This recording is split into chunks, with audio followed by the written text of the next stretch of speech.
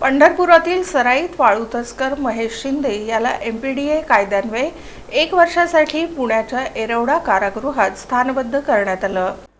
पंढरपूर शहर पोलीस ठाण्याच्या हद्दीत अवैधपणे वाळू उपसा करून ती बेकायदेशीरपणे विक्री व्यवसाय करणारा वाळू तस्कर तसंच शरीराविषयक गुन्हे करणारा सराईत गुन्हेगार महेश तानाजी शिंदे राहणार इसबावी तालुका पंढरपूर हा अवैधरित्या वाळू चोरी करणं, ती विक्री करणं, दहशत माजवण्यासाठी वाळूच्या कारणावरून जीवघेणे हल्ले करणं, पंढरपूर शहर आणि शहरालगतच्या परिसरात लोकांना दमदाटी मारहाण करून गौण खनिज चोरी करणं असे गुन्हे करण्याची त्याला सवय होती।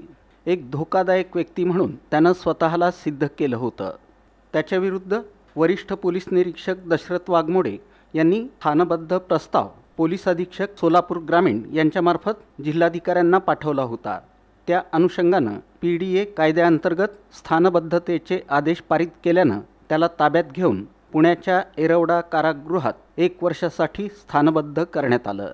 ही कामगिरी पोलीस अधीक्षक अतुल कुलकर्णी, अप्पर पोलीस अधीक्षक विजय कबाडे, सहाय्यक पोलीस अधीक्षक प्रशांत इंगळे, स्थानिक गुन्हे शाखेचे वरिष्ठ पोलीस निरीक्षक संजय जगताप, पंढरपूर शहर पोलीस ठाण्याचे वरिष्ठ पोलीस निरीक्षक दशरथ वाघमोडे यांच्या मार्गदर्शनाखाली गुन्हे प्रकटीकरण शाखेचे प्रभारी सहाय्यक पोलीस फौजदार नितीन जगताप, सहाय्यक पोलीस फौजदार कल्याण ढवणे, शरद कदम, पोलीस नाईक सचिन इंगळे, स्थानिक गुन्हे शाखेचे आणि शेख सायबर सेलचे रतन जाधव तसंच जिल्हाधिकारी कार्यालयाकडील विलास मेहत्रे यांनी बजावली।